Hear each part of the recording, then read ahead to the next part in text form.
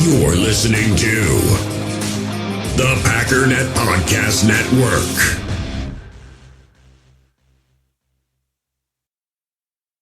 U.S. Cellular has noticed the way we use our phones has gotten ironic. We try to put our phones down for dinner, but the menu's on a QR code. That's ironic. We hit like on social posts that we don't actually like, which is ironic. Which is why U.S. Cellular created Us Mode, to help us reconnect with each other and use our phones less ironically. A phone company wanting people to use their phones less is ironic. Let's find us again with Us Mode from U.S. Cellular. Visit uscellular.com/built-for-us to get started.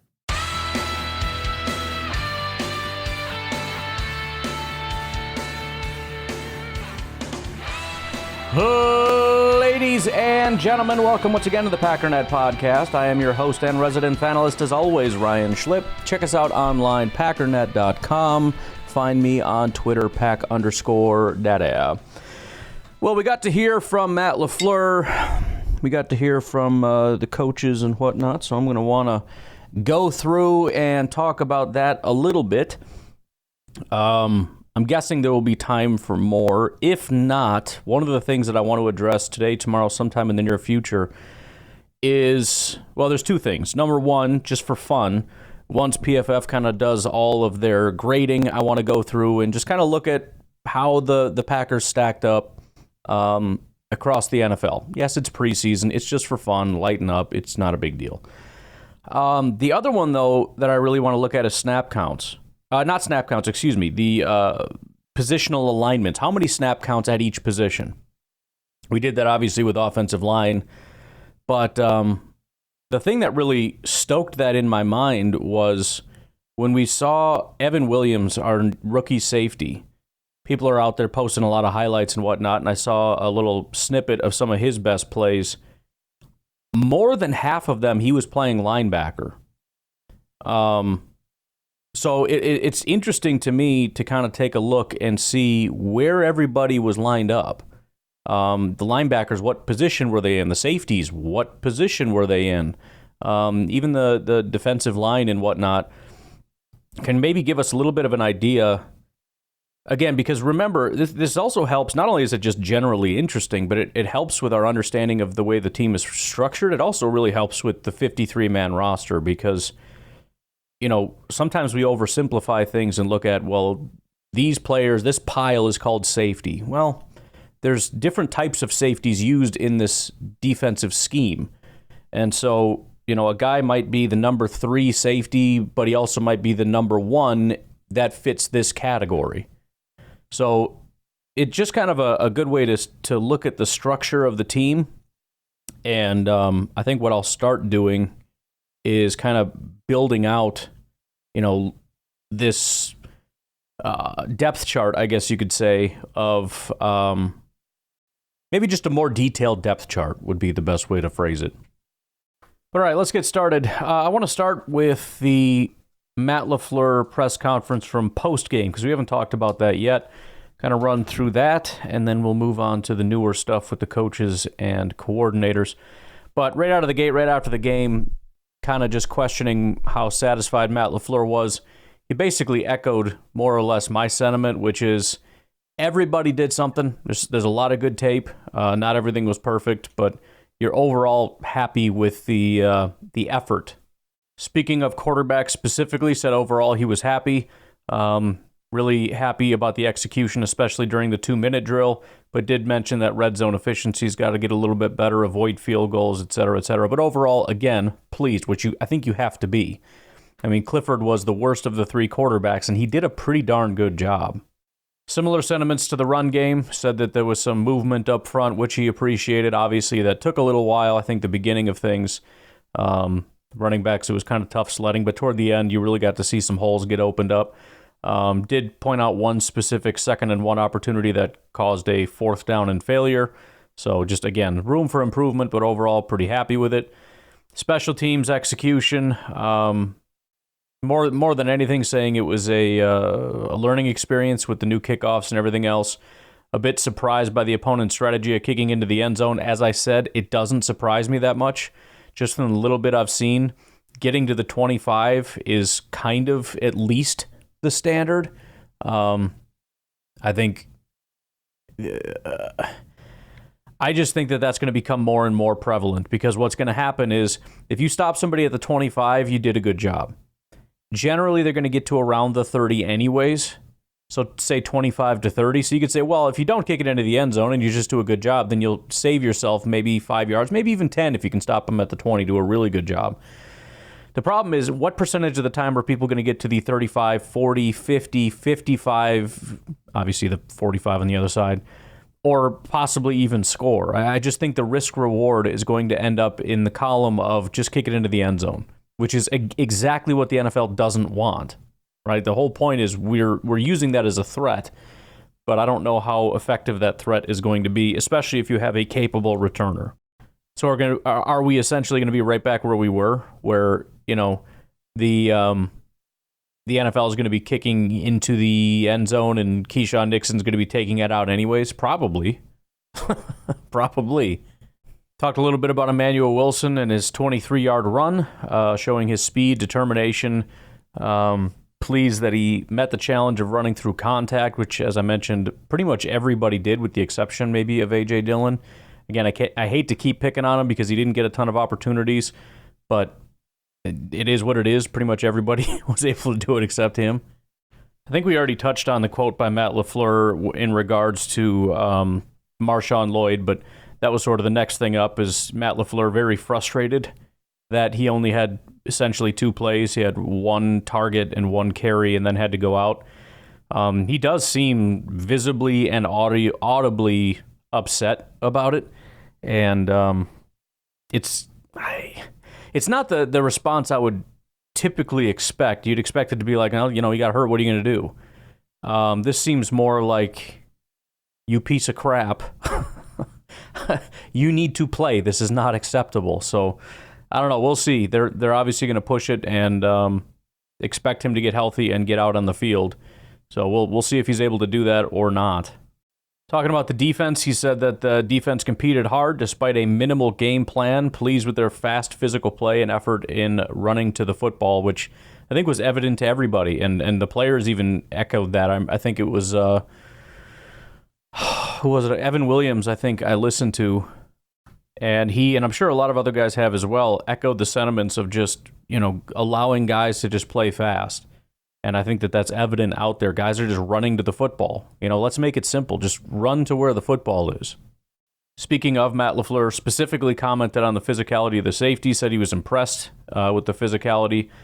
He did say that most starters are not expected to play against Denver. Instead, they're going to use a competitive practice against the Broncos as their game reps, allowing other players to play more second preseason games. So they're going to be practicing against them, so that'll be kind of how we utilize the starters and get them up to speed. But as far as the game is concerned, that's going to be for the backups, which honestly is perfectly fine with me, especially since, you know, Jordan goes out there, hits a 65-yard strike to Wicks. As far as, you know, the cost-benefit analysis goes, where you want these guys out there to knock the rust off, and you're competing with that against the risk of injury, how much rust did you see? I mean, I'm just saying, for the minimal amount of rust that might be left on there, let's just go ahead and say that they're good. He also did an interview with The Rock, but I don't know that there's a ton in here. It's basically, you know, what did you think of Jordan Love's touchdown? It's a good play by everybody. How about Sean Clifford? He did a good job. How about Michael Pratt? Yeah, he did a good job. How about Grant DeBose? Heck yeah, he's doing great. How about Emmanuel Wilson? Yeah, he's doing great. You know, any clarity on the kicking situation? No. What'd you learn from the new kickoff rules? Nothing. I mean, that's basically it. I mean, we can go through it, but there's really nothing interesting that came out of that interview, unfortunately. But moving into today, or yesterday for you, the press conferences, the new press conferences. First question is, how has Jordan Love improved his deep ball? And this is something that we've kind of mentioned as well, which is it's not just Jordan, it's the whole operation. So the deep ball has developed largely because of a better rapport with his receivers. He's got more reps, better understanding. It's me saying it, but it's this was his answer. Also putting more air under the ball, which is something else I mentioned for, last week or Packers family night or whatever it was, when I mentioned that, some of these passes probably don't need to be rockets. So those two things combined, just getting a little bit more rapport with your guys and then also just throwing a little bit more air under your ball, it just allows a little bit more margin for error. You can be off a little bit and your receiver can adjust his speed. He can speed up, slow down, whatever. Whereas if you're throwing a rocket, it better be right on the money, and plus slightly lower chance that he catches it because it's a harder ball to catch. But those things combined, there's been sort of an exponential growth in the area of deep ball success. As far as the health is concerned, everybody aside from Marshawn Lloyd came out of it unscathed, and he referred to Marshawn Lloyd as having a minor issue, so we'll see. Also said that there's some hope that Morgan and Hopper might return soon, so that would be fantastic. And remember, Zach Tom is essentially back. Tucker Kraft is kind of back, and potentially this week could be in full game action. So, hopefully we're getting closer to full strength. We're moving in the right direction. More people are getting healthy than getting hurt. So we'll see how this week goes and who's looking healthy and whatnot. He did talk a little bit about some of the guys being hurt and said that it kind of, it has led to some mental mistakes for a lot of the guys that haven't gotten a lot of reps, and it just kind of emphasizes how important getting these reps really is. So some of the guys, as much as it's like, well, hopefully we can get them back by week 1, yeah, but they're not ready then. You need time to practice and get more familiar with what your responsibilities are. As for what he saw from the Dillon series, said the blocking was not good enough. Not much daylight for Dillon to run through. Despite having 3 chances to gain a yard, the team failed to execute. Improvement in leverage and pad level is needed. And again, there's no argument for me that the blocking wasn't good enough. I think the only thing that I would say is I wouldn't 100% use that as an excuse. I think the offensive line needs to be significantly better than it is. I also think that we have a lot of guys on this team that can generate when things are not exactly perfect, and I don't think Dillon is at the top of that list. Asked about Michael Pratt going on and blocking and kind of asking, are you in favor of that, or are you telling him, please don't do that as a quarterback? It sounded like the reporter, when he asked, was leading toward wanting him to say don't do that, but Matt LaFleur just kind of smiled and more or less was like, look, everybody loved it. It gets the folks fired up, so it's a little bit risky, but I think it's worth it to go and do something like that. The risk of that, you throw a shoulder, I don't know.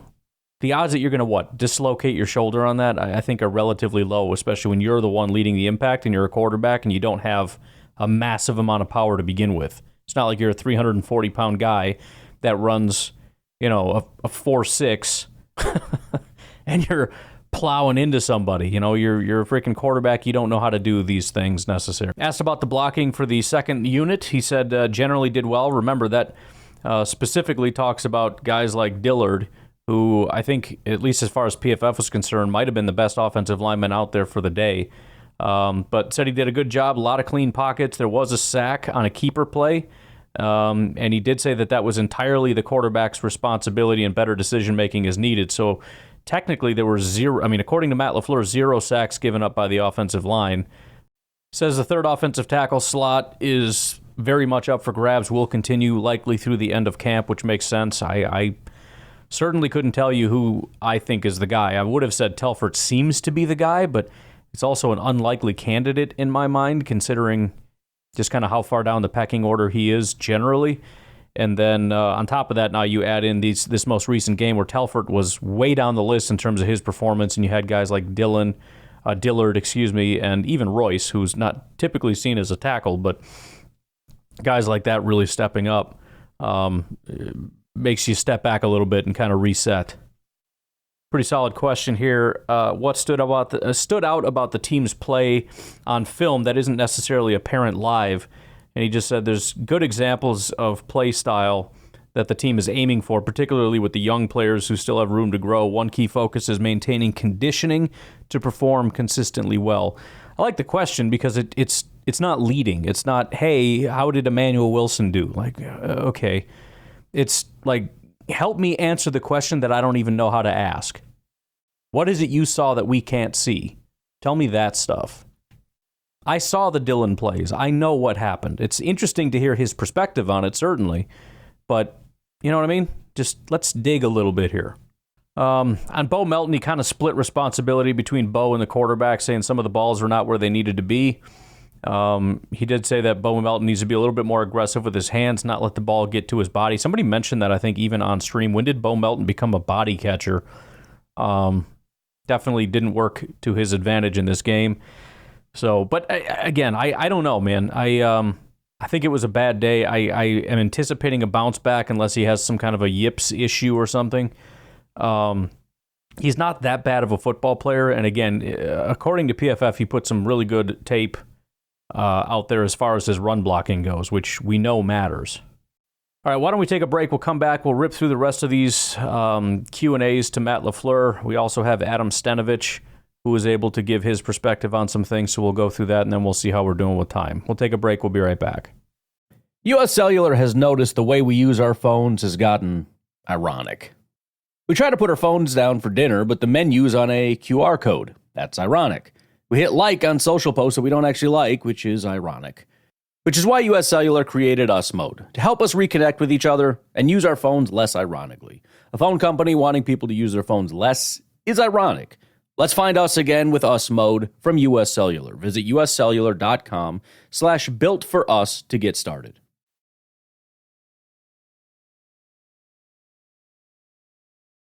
Next question was, where has Lucas Van Ness made the biggest jumps? Said he didn't get many reps in college, benefited greatly from every game rep. So in other words, just kind of inexperienced and needed experience. Played longer in recent games to gain more experience and is expected to continue growing with more game time. This is a pretty solid thing, too. I've noticed that Lucas Van Ness has been playing with the third team and everything else, and it kind of makes me nervous, but he's playing with like first team, second team, and third team, and they're keeping him out there quite a bit in the preseason, in the practices.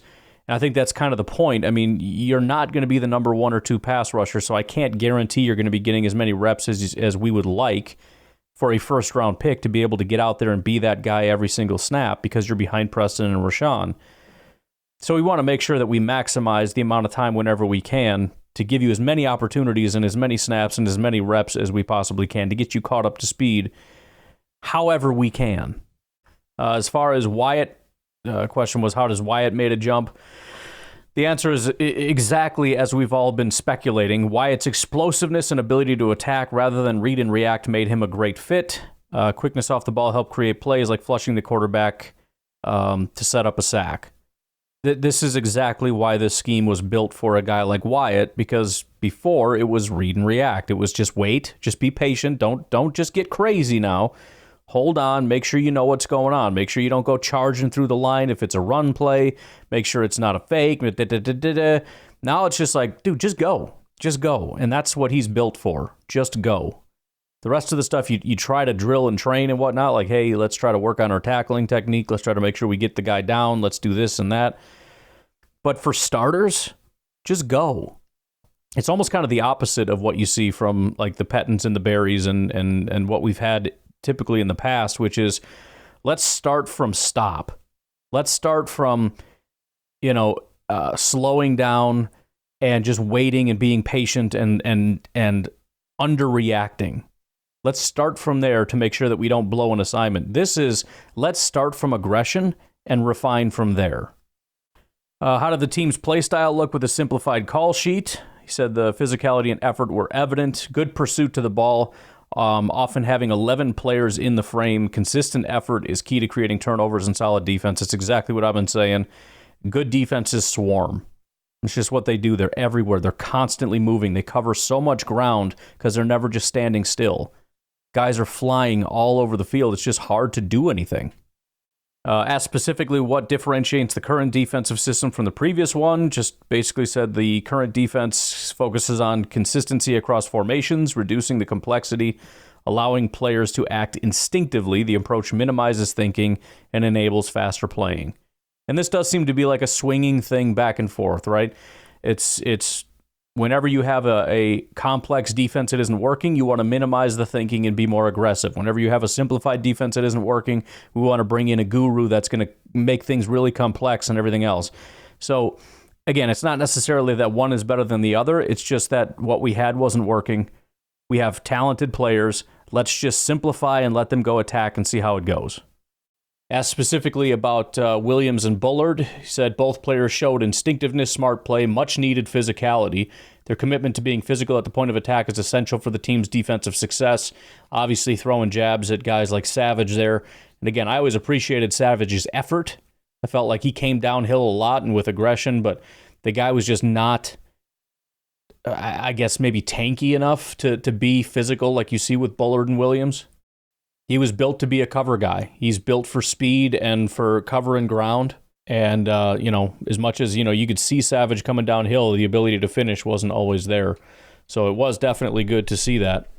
Asked for some reason, again, about the number one wide receiver thing. I don't know why this keeps getting asked. I understand as a fan if you feel like having an interesting debate with a guy that's having a beer, but stop embarrassing yourself by asking the freaking head coach. But anyways, he said the idea of a number one receiver is overblown. The team has multiple receivers capable of being top options, offering versatility.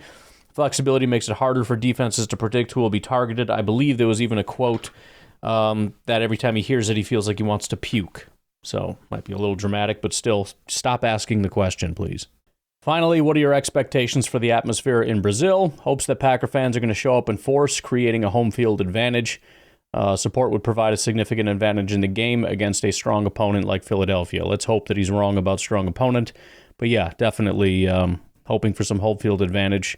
So far, I'm kind of feeling good about that. We'll see.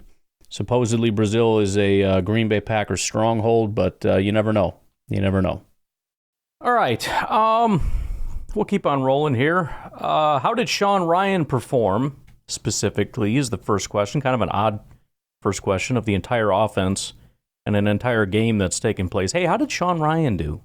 But he's mentioned that he's currently competing for the starting right guard position. Again, my contention is that he's not going to win that job. However, with Morgan getting off to a little bit of a slow start and now being injured, we'll see how that goes.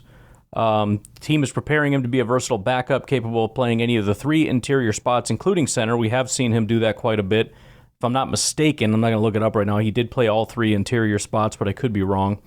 Despite not having played center since high school, that also does kind of help Morgan, I think, a little bit. They are keeping him at right guard, and they're cross-training Sean Rhyan to do all the different spots, making Sean Rhyan a more valuable backup than Morgan would be.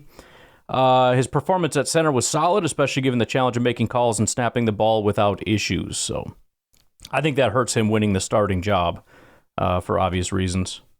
Next question, sort of a follow-up. How close is Sean Rhyan to being a backup center? Says essentially they're still evaluating all that stuff and are also considering Elton Jenkins, who could potentially be a backup center. They've always kind of liked him in that role. Moving on to Jacob Monk. Said Monk has been impressive with effort, intensity, and ability to finish blocks. Needs to refine his technique. Has shown versatility, being equally capable of both center and guard.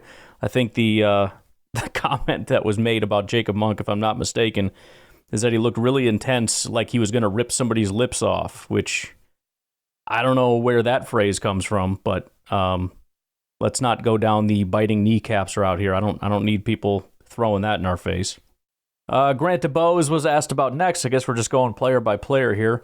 Said he had a good game, made good catches. It was asked specifically about the blocking. Said his effort in blocking has been very pleasing, which, effort and execution are two different things, but there you go. The question was posed to him about Jordan's deep balls. He's kind of just brushed that off and said not only is he improving there, but is getting better at taking what the defense gives him, like hitting checkdowns when necessary. His understanding of patience and reading defenses has been a key factor in growth, which obviously is incredibly important because that is ultimately what you're trying to do, right? This whole thing comes down to understanding, based on our play call and based on what your defense is doing, this guy should be open, and so I'm going to take advantage of that and just robotically and systematically working your way down the field. Is Morgan considered a backup tackle? He just said currently he's focused on the right guard spot. The team is not considering him for a backup tackle role at this time. So the idea that he was ever a tackle is starting to become very seriously in question in my mind. I mean, it has been for some time now, but the fact that obviously they need help, so maybe they're just, we similar to Rashawn Gary, where we're going to put you here and we're going to try to get you to be really good at this one thing, and then we'll build on it. Maybe that's kind of the thing, and long term it could be. And I'm sure they're not limiting themselves. You never want to do that no matter what. But it really just sounds like we need a guard. He's going to be a guard, and that's the way it's going to go. It's similar to Elton Jenkins. Like, he has that ability, and if we need him, sure, but you're a guard. That's just what you are. Talking about Dillard, he said he has improved. He has progressed as camp has gone on, particularly at right tackle. Athletic traits and experience are valuable. Getting more reps in preseason games will be key for his development. I'm not a huge believer just because of all the places he's been and all that, but he has athletic talents that very few people on our team have. He was a first-round pick for a reason. So if they're able to unlock it, which seems unlikely, but if they are, we've got a pretty decent player. At the very least, maybe he can be a decent enough swing tackle. We'll have to see.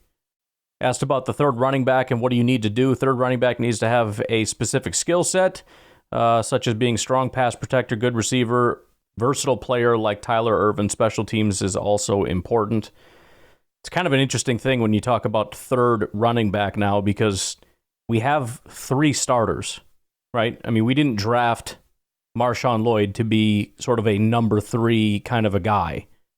So we kind of have, I don't know, maybe a number 1 and 2 number 2s, or a couple 1s and a 2. I don't really know how you'd phrase it. But it's an interesting thing to even ask the question about a third running back, because we know who the 3 are. It doesn't matter. Like, if none of them even perform on special teams, it's not going to matter. Those are your 3. And none of them would really be like a quote-unquote third running back, as in like third string type of a player. That assumes that all 3 end up making it. Obviously, Dylan would be the one question mark. But, yeah, I mean, it almost is a nonsensical question this year, more so than maybe any other year. How do you manage to get all the talent involved? He just said, look, we got a lot of versatility. A lot of guys can do a lot of different things, so it gives you the opportunity to kind of scheme based on the opponent's talents or deficiencies.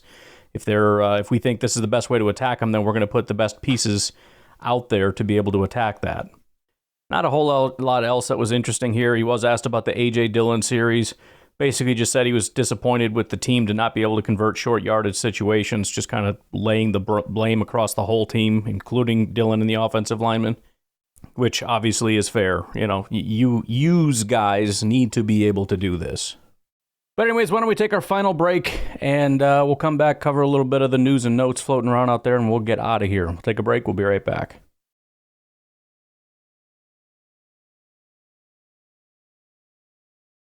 So for the second time now, I feel like this is me talking about a major issue that I have not heard anybody else talk about. And it may just because this is going to be turning into absolutely nothing, and so there's no point in even talking about it. But if it did happen, it would be massive. The NFL right now is planning to meet with some major private equity groups. They're going to be meeting with Blackstone and Carlyle CVC, a few other major players, major companies, investment companies. The point of the meeting is they're going to explore the idea of possibly allowing teams to allow companies to invest in those teams, and that could include the Green Bay Packers, giving them essentially an option to say, I'm going to, and the maximum, I believe, is 10%. Now, nothing is obviously set in stone, but that's what's being discussed right now. The maximum stake that a private investor could own in any NFL team is expected to be about 10%. With the a potential increase. So what we're talking about, let's just think about this in terms of the Green Bay Packers. You have Blackstone come along, and they want a stake in the Packers, and they want all 10%. The Green Bay Packers would get an initial infusion of cash, which, to be honest, who gives a crap? I mean, no offense. I mean, they're doing fine financially. If you have to wait and save a few years to put on a new edition, fine. What the heck do you need 10% of your value getting liquidized and put into your bank account for? As you can tell, I'm very much against this. So you get an initial infusion of cash. then presumably you have to pay out a portion of the revenues proportional to their ownership to them. So you're losing money year over year. I mean, not losing money overall, but relative to what you would have earned, obviously. And you also have this company now that has a say. It might only be a 10% say, but you have somebody else at the table with you. And their only interest is making money. Blackstone is not investing in the Green Bay Packers because they like the Packers and want them to win. They're investing in the Green Bay Packers because they believe there's going to be a financial return, which again is why you shouldn't do it, right? They're investing assuming they're going to get more money from you than they're going to give you. That's the whole point. Now, there would be potentially, I believe, a buyback option, but that doesn't mean anything because you're only buying back money after they presumably have recouped more than what, the whole thing is just a bad idea. And I don't understand why anybody would do it. The only thing I could think is if you're looking to build a new stadium. If you're looking to build one of these $1 billion stadiums, you don't have the cash or you don't really want to spend the cash and you don't think it's that big of a deal to open up 10%. They're just going to sit there. They're going to take a little chunk. We will build the new stadium, get a bunch of money, and eventually buy back that 10%. Something like that. Fine, but I just generally I hate it. I would not want a business owning 10% of my team, having a seat at the table, pushing for higher prices and whatnot because their sole focus. And again, 10% may not be massive, but you think about the Green Bay Packers structure as it is. They've got a board. And if the board is split, they absolutely could cast a deciding vote. And it's just a vote that I don't think that somebody should have. I think the only people that should be voting are people that have the best interest of the team for the sake of the team in mind. So, I don't know. I mean, I think it makes sense from a standpoint of allowing teams to handle things the way that they want to handle things. And I understand the NFL's involvement in saying, we need to set some boundaries here to make sure, ownership is in the control of people we approve and whatnot and not taken over by massive corporations or whatever the case may be. But if I own a team and I want to sell off 10%, I should be allowed to do that, right? So I kind of get it, but it also just makes me cringe because, number one, it just seems like a net loss no matter how you slice it. So unless you're in dire straits or have some major renovation project and don't want to burden your city, which I would respect, fine. Or just don't want to take out these massive loans that are, when you look at the interest rates and everything, it might even be better to just offer up 10% rather than to take out a loan. I guess I could see it being a thing that could make sense. It just makes me cringe from the standpoint of, first of all, if you don't have that and you just want to do it, hey, it's more money. Like, oh, good Lord, you idiot. Or just in general, if for any reason, let's say a guy like Policy takes over and he's like, I think this would be great. And suddenly we have this massive company that just owns a large portion of the Packers. I hate it. I'm not saying Policy would do that. I'm assuming he would not. But I don't like even the thought of that being an option.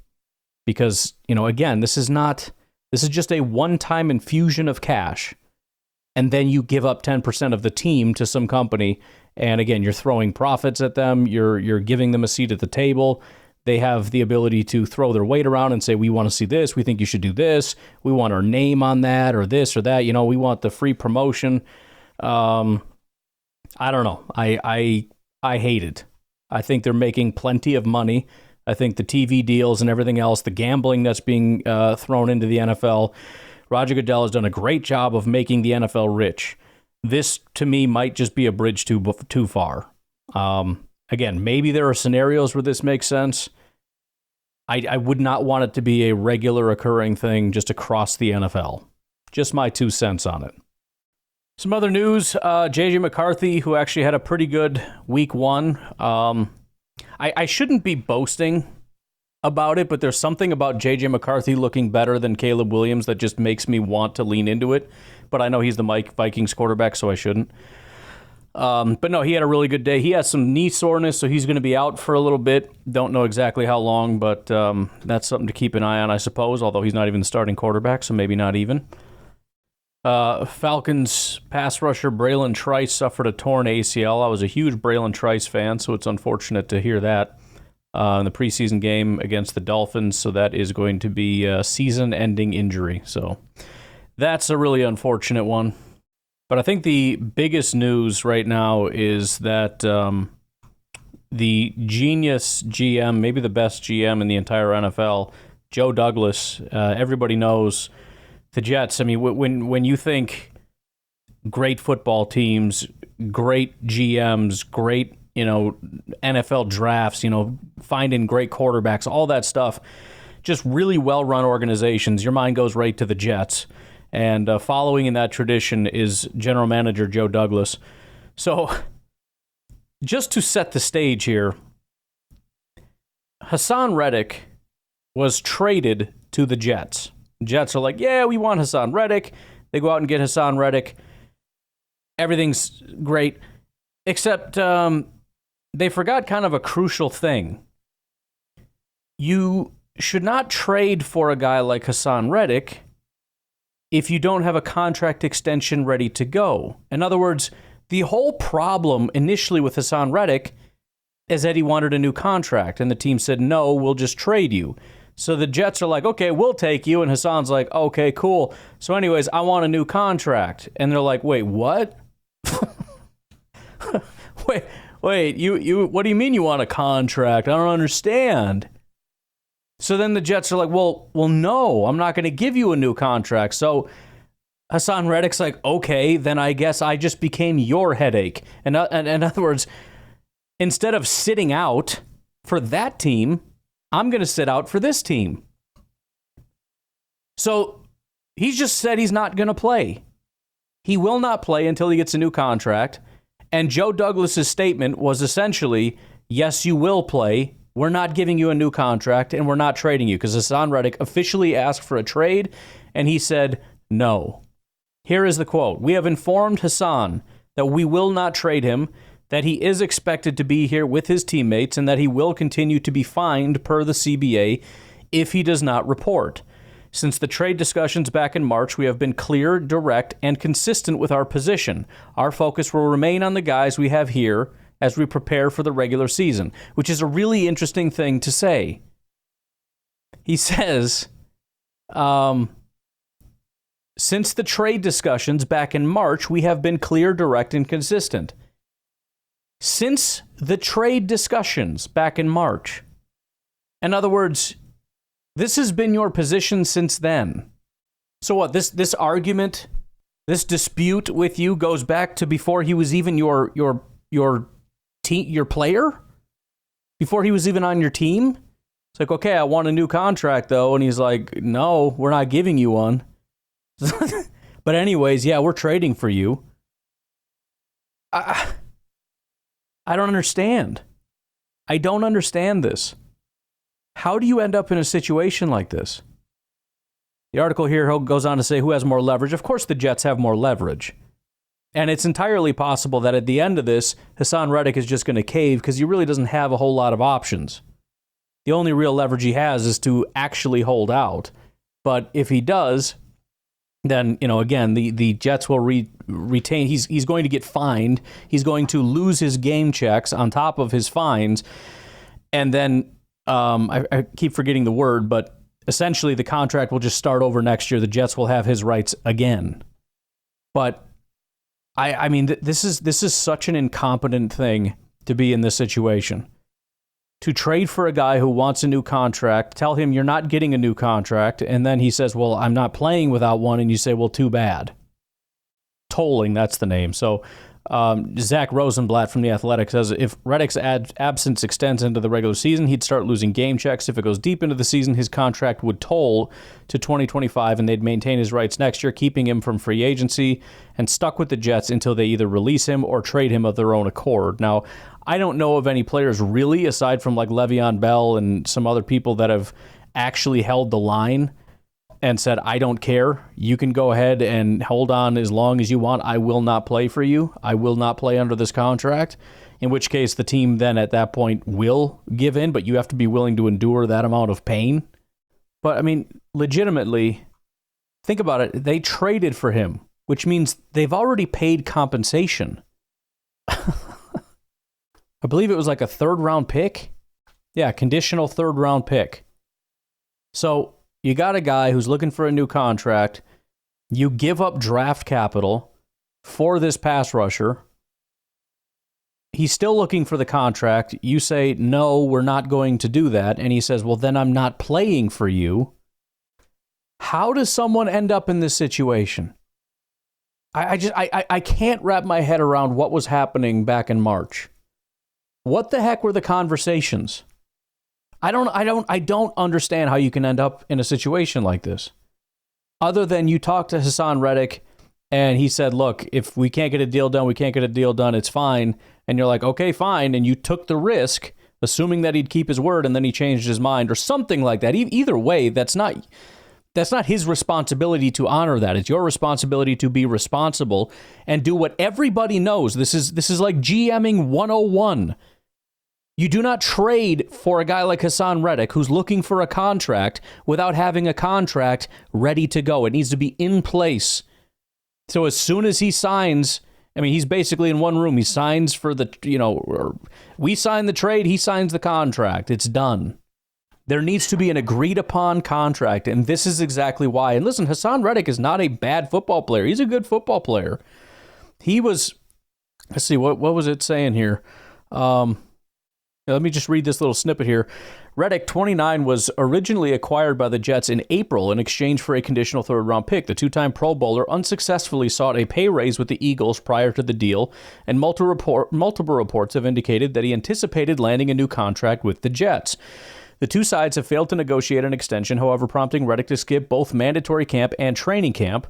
Reddick's father, Raymond Matthew, told ESPN after April's trade that his son outperformed his contract and just wanted market value.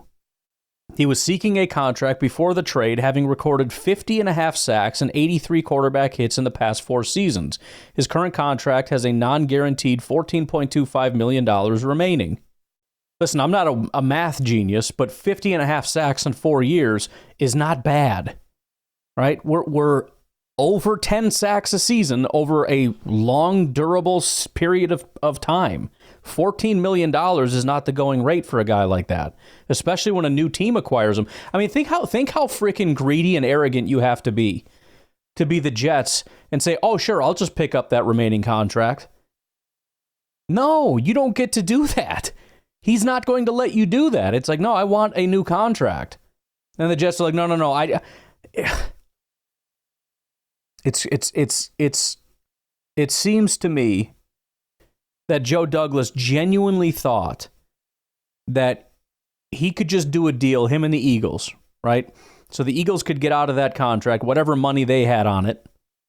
The Jets could pick up the remaining contract, which is not very much, right? $14 million for one of the top pass rushers in the NFL, and we could just let this ride because we got Rodgers for a short term, we get this guy for a short term, and screw this guy. Like I don't care what he wants. You do what I say. I bought your rights. You play for me. It really feels like that's what we're doing. That's the only thing I could come to. Like, this is a sweet deal. Why wouldn't everybody just swoop in and do this? It's because all the other teams are looking at it going, because we would need a contract, and it's going to have to be a big contract, and I don't know that I want to work out a contract extension with him.